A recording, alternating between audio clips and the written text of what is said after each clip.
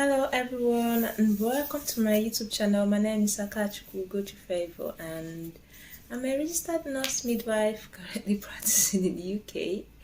And welcome to my YouTube channel. If this is your first time of seeing my beautiful face, so in this channel we discuss about health and fitness, health goals, we discuss about faith. I sing motivational songs. I love music, I love God, and I sing songs that uplift the soul. And I also discuss nursing, migration, anything you can think about. Okay, so it's a multifaceted channel. I'm not narrowed to a particular thing, so it's just open to ideas, open to your suggestions. Okay, thank you so much. So this evening I have an interesting topic for all of us, and it's all about living in UK and the cost of living. I know a lot of people have plans of migrating not only to the UK but to other countries all over the world, but it's good to find out the cost of living in the area you're migrating to. Okay, these are the little common mistakes we make before we take a huge decision of going into a new country. We need to know what our income is going to be and then compare it with what you are earning now and see if that is what the movement. If it's what the movement, good, fine and good, go ahead, pursue it and make sure that you achieve it. Okay, so the UK is a country where things are done orderly. Okay, so if you are coming to UK, you need to be a responsible adult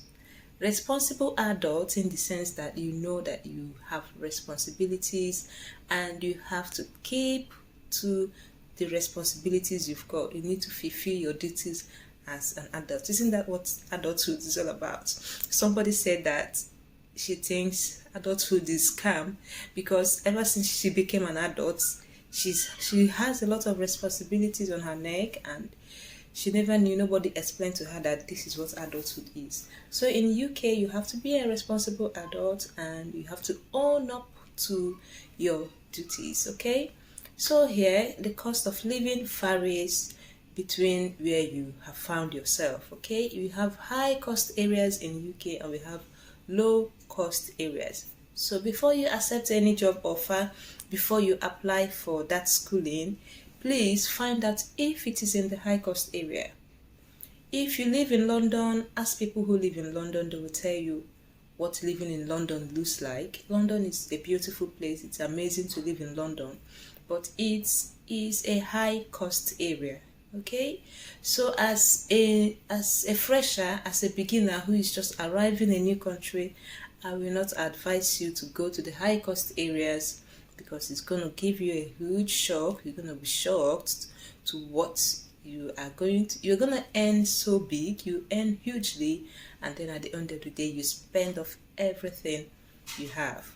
So I'm here to give us this video, this update on what cost of living is here in the UK and how to go about minimizing your expenses, how to budget, and what the average salary could be, and what you could end up spending every month and saving every month. Okay, I know that anyone who is a migrant may not have plans of staying in the UK forever. You have come just to grow in your career, to do your studies and work and then make your savings and invest in your home. Not everyone wants to stay outside their home forever. Okay, and I understand that perfectly well. So today, if you feel this is your channel, if you feel you're going to benefit from today's video, please sit tight and watch till end, and please do well to subscribe so that you will get notified each time I upload a new video. Okay, so in UK, it's good for you to know that payment of tax is compulsory for anyone who is working. So as you work, you pay your tax. Okay, and you pay your tax as you earn. Okay, so if you are earning between £20,000 to 30 something thousand pounds annually, then you're going to pay 20% of your income. And if you are paying 40,000 and above, you pay 40% of your income as your tax. And if you are earning below £20,000, you also pay as you earn. So nobody is cheated. As long as you are earning something, you're going to pay the tax, the percentage of what you are earning. And that is what the government uses to put the place in order to put the town in order to make sure that the system is running. Because over here there is 247 electricity, and there is 247 gas supply, there is 247 water supply, although you are also going to pay for the electricity bills, the gas bills, and the water bills. Okay, so in a month, electricity bills could range between £50 to £100, depending on the type of accommodation apartment you are staying in. If it is an electricity apartment in the sense that you use the electricity to cook, you use electricity for everything. Then we also have gas apartments. Okay, so I've come to understand that people who stay in the gas apartments that have gas installed in it, pay less amount because the gas does not cost so much. Okay, so it all depends on the type of apartment you found yourself in. Like, I am staying in an apartment where I have both electricity and I have both gas. So every month I pay electricity bill and I pay gas bill, and I could be spending roughly between £50 to £70 every month on electricity and gas. Okay, and over here we also pay what we call the council tax. Council tax is a monthly pay that you will begin to pay once you move into a new apartment, and the council gets notified that a new occupant is within the environment. They will give you some time to settle in, between 0 to 3 months, and then they will send in your bill and tell you how you're going to pay your bills annually. Okay, so it depends on where you found yourself, the zone where you found yourself. Okay, where I'm staying, I pay £153 every month as my council tax. Okay, every month you have to pay that, and that is why I've told you that if you are coming to UK, if you have plans of migrating to UK, then you have to be a responsible adult, because you must be able to every month meet up to your requirements, meet up to your what is needed of you. You have to pay your bills. You have to pay your bills. Okay, so you pay a council tax of £153. Remember, you've paid your electricity bill and your gas bill, which could be about between £50 to £70. Okay, and then add it up to the £153. What is it? Watch the screen for the answer. Okay, so that's that for your council tax. And then you have to pay your house rent, and house rent is monthly. You have to pay for your house rent monthly, and that is why I have said that it's good that you find out the area where you want to study, that university you have as your dream university. Have you found out cost of living there? Have you found out how much the house costs there?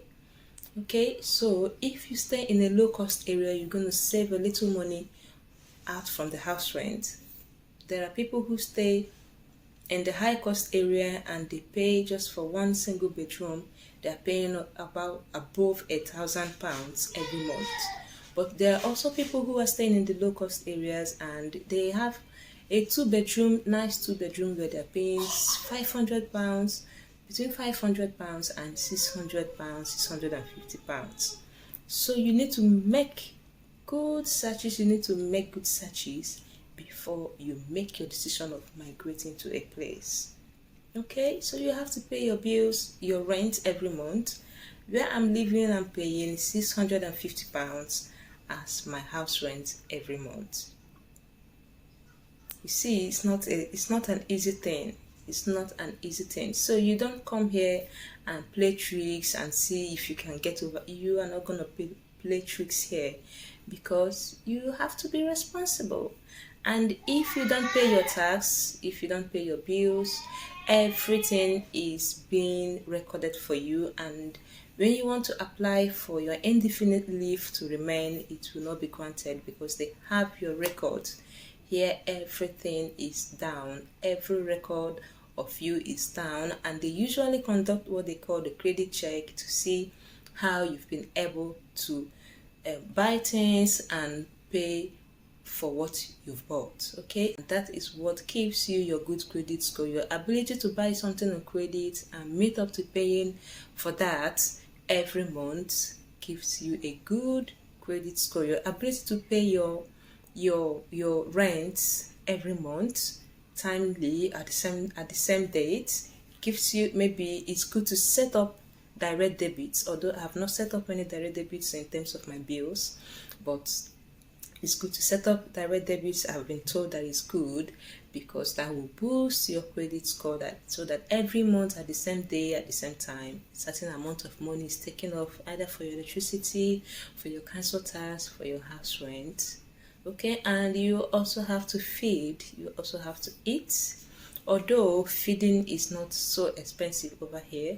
Okay, feeding is not expensive. At least every month you can, depending on your family size. At least I have a family of 3 and I have a baby, so you know that raising a baby is so expensive. It's so expensive. So at least every month I spend £200 on household running, feeding, clothing, baby feeding, and everything.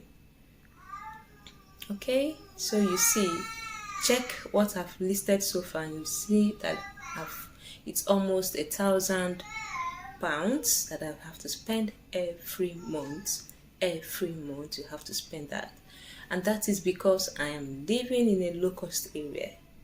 If you live in a high-cost area, and then that could be, you could spend £2,000 every month, because where I'm staying in a 2-bedroom apartment, I'm paying £650.